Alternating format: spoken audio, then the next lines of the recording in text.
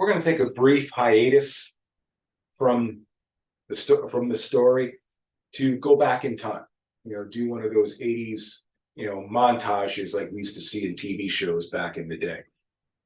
Going back in time to 30 years ago, when I used to live in Savannah, Georgia. I had just moved there for the latest adventure in my professional career. And little did I know that would also be where I would meet my now wife. When I first moved there, it was a challenge. It was a challenge to be that far away from home, 800 plus miles in quite a few states, and to tackle a new challenge in my career, because I hadn't spent a whole lot of time in any places prior to that. I was 3 years in New York City after graduating college, and then 1 year in upstate New York. But I ended up spending 6 years in Savannah and loved every minute of it. So when my wife and son and I went back to Savannah this past week for vacation, it really set me back in time, in my mind, of course, back then, because that's really where my life began, my adult life anyway. Yes, it began, obviously I'm almost 52 years old. I'll be 52 years old next month. So it began, much earlier than that, but that's when my life started to change in so many different ways. I met my wife, that's number one. I met who are now my two oldest sons as well, when they were very, very little. Anthony was about 4 and Nick was about 1.5 years. And so it's when I took the first steps to really bolstering my career, really building a name for myself, where I took a step in the direction of becoming a husband, becoming a father, becoming a stepfather, and really getting a sense, starting to get a sense, at least I thought, of who I am and who I wanted to be. So when we went there, yes, we did the normal touristy things and seeing things that everybody else, when they go and visit that city, goes to see. But I wanted to go back and see the places where I spent most of my time there, starting with my first apartment, actually my only apartment there. I was there for quite a bit of time before my wife and I moved in together in a condo that she owned at the time. The old newspaper building downtown Savannah, which is now apparently luxury condos and office space, and I believe a Ruth's Chris Steakhouse. Did not eat there, but it's there now. The old football stadiums I used to spend many Friday nights and Saturday afternoons and evenings. A lot of the different locations that I used to spend a lot of time in. And the reason I'm sharing this is because at that point in time is when it all began for me, in the sense of of setting the wrong priorities.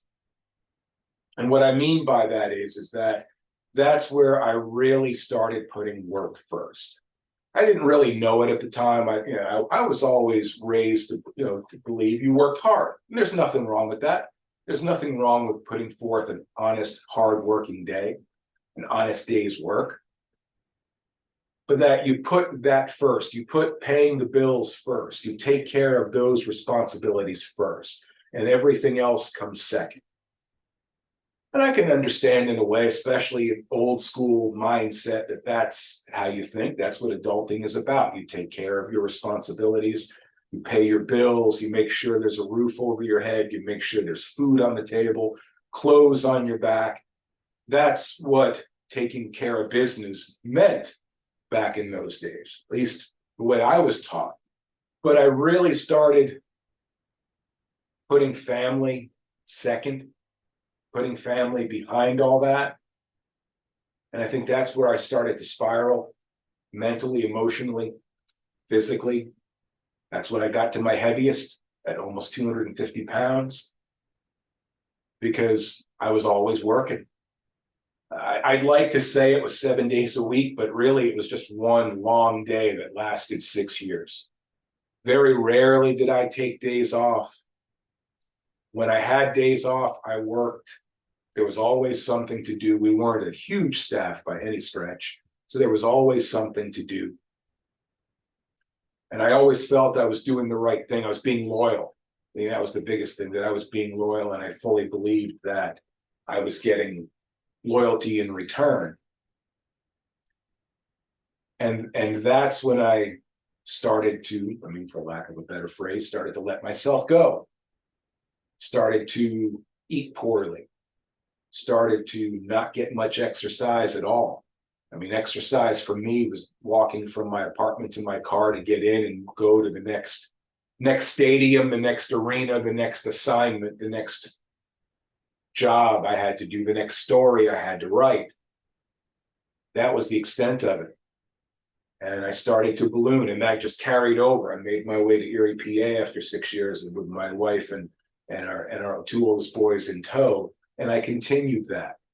If anything, it only got worse in those, well, certainly a good bit of that, the first half or so of the 15 years that we lived there. And I think part of me wanted to be reminded of those thoughts I had, those beliefs I had, the decisions I made. I wanted to be reminded of that so I wouldn't make the same mistakes moving forward. I wouldn't make the same choices moving forward. I wouldn't allow putting work over my family or over myself to be the default choice, the choice I always went to automatically, instinctively when it was time to decide one or the other. And man, was I reminded of that. Everywhere I turned, I remember standing outside a Memorial Stadium in Savannah and remembering just how much time I spent in that press box and at that stadium. Same thing when I drove into and around Savannah State University. And when I went downtown and saw the old newspaper building, even though it wasn't a newspaper building anymore, it hadn't been a newspaper building since probably the mid to late 2000s, not long after we left in 2003. But I still remembered like it was yesterday. I walked up to the side door off Whitaker Street, around the corner from West Bay, that I used to enter in pretty much every night, where I'd be until 11, 12, 1 o'clock in the morning working.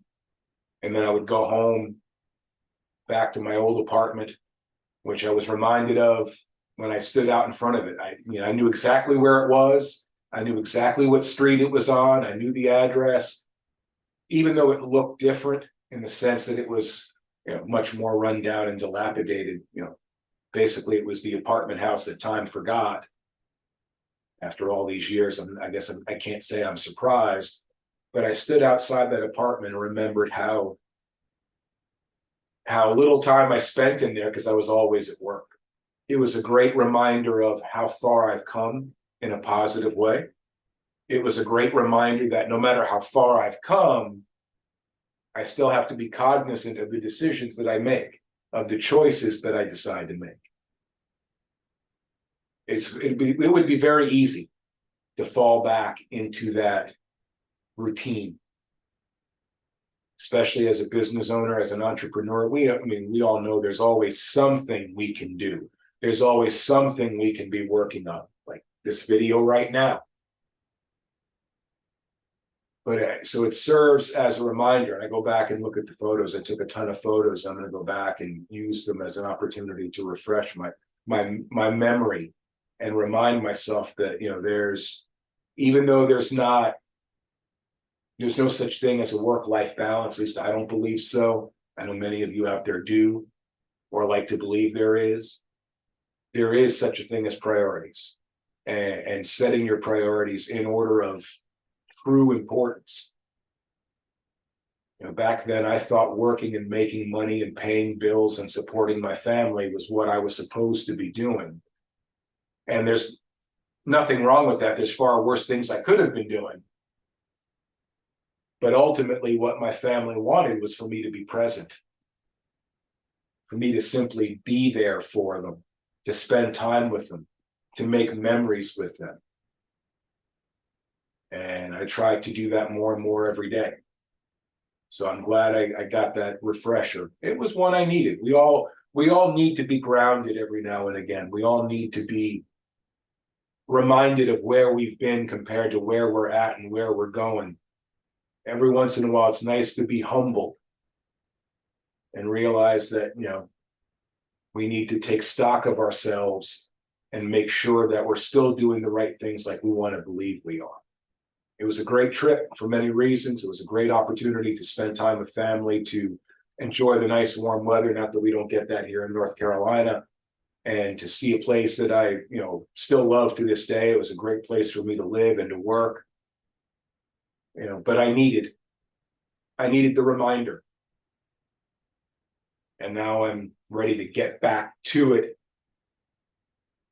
helping people create the best versions of themselves, which means continuing to create the best version of myself.